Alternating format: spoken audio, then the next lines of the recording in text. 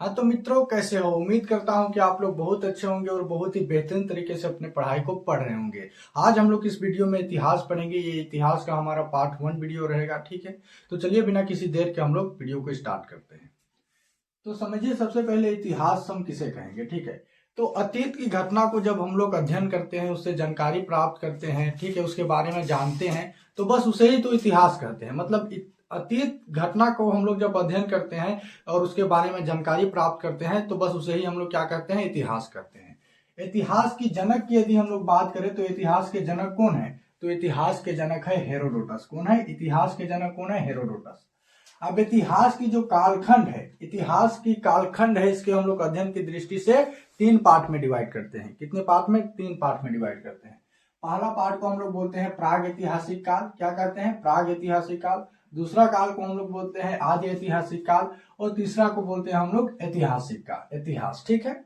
अब देखिए, जो प्राग ऐतिहासिक काल में जो मानव जो था वो पूरी तरह से लिखना ना पढ़ना कुछ नहीं जानता था, ठीक है। वो उसका जीवन पूरी तरह से अस्त व्यस्त था, लिखना पढ़ना कुछ नहीं जानता था। आदि काल में मानव जो है वो लिखना तो जानता था, लेकिन इसमें जो इस काल में जो मानव लिखा है उसको अभी तक कोई पढ़ नहीं गया है, ठीक है, मतलब पढ़ा नहीं जाता था। ऐतिहासिक काल में मानव लिखना भी जाना और मानव द्वारा लिखा गया जो शब्द को पढ़ा भी गया, इसलिए इसे ऐतिहासिक काल कहते हैं, ठीक है। अब ये जो ऐतिहासिक काल को फिर हम लोग 4 पार्ट में अध्ययन की दृष्टि से क्या करते हैं? डिवाइड करते हैं। ऐतिहासिक में हमें प्राचीन इतिहास भी पढ़ना होता है, ठीक है, मध्य इतिहास भी पढ़ना होता है, आधुनिक इतिहास भी पढ़ना होता है, विश्व इतिहास भी पढ़ना होता है। इसमें आप लोगों का जर्मनी का एकीकरण, इटली का एकीकरण, जलियांवाला बाग हत्याकांड, चोरा चोरा कांड, ठीक है, वगैरह वगैरह, सब इसी में हम लोग को क्या करना पड़ता है? अध्ययन करना पड़ता है, ठीक है।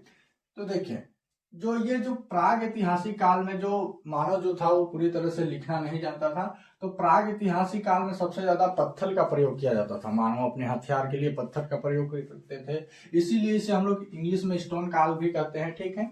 इसे इंग्लिश में हम लोग प्री हिस्टोरी कहते हैं, इसे प्रोटो हिस्टोरी कहते हैं और इसे हिस्टोरी कहते हैं, ठीक है।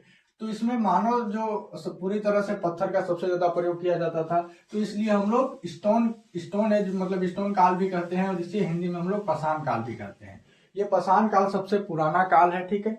पाषाण काल को भी हम लोग जब अध्ययन करते हैं तो इसे भी हम लोग चार भाग में डिवाइड करते हैं।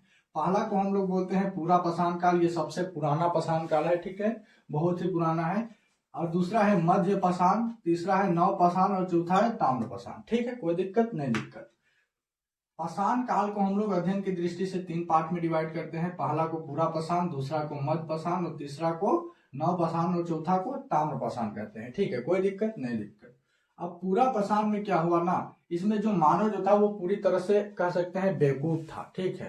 पूरी तरह से उन लोगों का जीवन अस्त व्यस्त था। उसका जीवन का लक्ष्य केवल यही था कि वो लोग जहां घूमता और लोगों को जहां शिकार जानवर मिलता वहीं उसको मारता और वहीं पर खा जाता और वहीं पर उन लोगों का अस्थायी आवास रह जाता था, ठीक है। तो मानव इसमें पूरी तरह से खाना बंदोबस्त था, जहां भी जानवर को देखता था चारों तरफ से घेर लेता था और मार लेता था, फिर वहीं पर जब तक 2-4 दिन के लिए वहां पर रहता था और अपना जीवन व्यतीत करता था, ठीक है।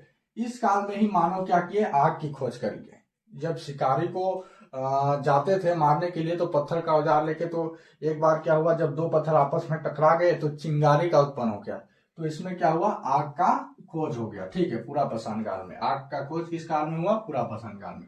दूसरा मध्य पाषाण काल। तो मध्य पाषाण काल में मानव जो है वो बहुत सारे काम नहीं किए। क्यों नहीं किए? क्योंकि वो लोगों का जो हथियार था काफी तरह से छोटा हो गया था, ठीक है। मध्य पाषाण काल में मानव का जो हथियार था वो पूरी तरह से छोटा था। इसमें मानव अंत्योष्टि कार्यक्रम के बारे में जाना, मतलब अंतिम संस्कार करना सीख लिया था, ठीक है। जब कोई मरता था तो उसमें पहले फेंक नहीं दिया था चील कौवा के लिए, नहीं। अब इसमें मानव जो है वो अंत्योष्टि कार्यक्रम का वो लोगों को जानकारी हो गई थी अंतिम संस्कार के लिए। अब अंतिम संस्कार 16 तरह के संस्कार होते हैं, 16 तरह के संस्कार होते हैं, जिसमें सबसे अच्छा संस्कार होता है दाह संस्कार, ठीक है, जिसमें जो लाश को जलाया जाता है, ठीक है, अंत्योष्टि। मुंडन भी एक क्या है? संस्कार है। विवाह भी एक क्या है? संस्कार है। ज्यादा उफड़िएगा तो आप लोगों को गांव में क्या बोलता है? कोई संस्कार नहीं सीखे जी, ऐसा बोलता है ना, तो वही है संस्कार, ठीक है। तीसरा क्या है? नवपाषाण काल। नवपाषाण काल में धीरे धीरे मानव को आप धीरे धीरे बुद्धि आने लगा, ठीक है, ज्ञान होने लगा, लोग चीजों को समझने लगे, थोड़ी थोड़ी ज्ञान होने लगी, तो मानव ने खेती करना स्टार्ट कर दिया गया। क्या किया, मानव ने खेती करना स्टार्ट कर दिया। जब मानव खेती करेगा तो वहीं पर रहेगा, मतलब अस्थायी आवास, एक जगह रहने लगा, ठीक है। अब जब एक जगह रह रहा है तो मानव ने कुछ पशु को पालने लगे थे। कौन से पशु पालने लगे थे? तो कुत्ता पशु। क्वेश्चन पूछता है कि मानव द्वारा पाला गया पहला पशु कौन सा है? तो कुत्ता आप लोग करिएगा, ठीक। कुत्ता, मानव द्वारा पाला गया पहला पशु कुत्ता, ठीक है। इसमें जब मानव का जो खेती करता था तो जो फसल होती थी उसे ले जाने के लिए पहिए का खोज कर दिया, ठीक है। और जो फसल को रखने के लिए मनका का खोज कर दिया, मतलब मटका होता है ना, मटका अनाज को रखने के लिए, ठीक है। तो मानव जो सबसे पहले जो खेती किए थे पहली बार, वो कहाँ, मतलब मानव द्वारा जो कौन सा फसल पहले किए थे? तो जौ और गेहूं, ठीक है। लगभग 7000 ईसा पूर्व में किए थे जौ और गेहूं का फसल। कहाँ किया था? तो पाकिस्तान के मेहरगढ़ में किया था और सुलेमान के तीर्थक पहाड़ी के नामक स्थान पर किया था, ठीक है, पहली खेती। और दूसरा है ताम्रपाषाण काल। ताम्रपाषाण काल में जो मानव द्वारा खोजा गया पहला धातु तांबा धातु का, इसमें क्या कर दिया? मानव खोज कर गया। तो आई होप कि आप लोगों को इतनी बातें अच्छी तरह से समझ में आ गई होगी इतनी छोटी सी वीडियो में। धन्यवाद। अगर वीडियो अच्छा लगा तो लाइक और सब्सक्राइब जरूर कीजिएगा। धन्यवाद।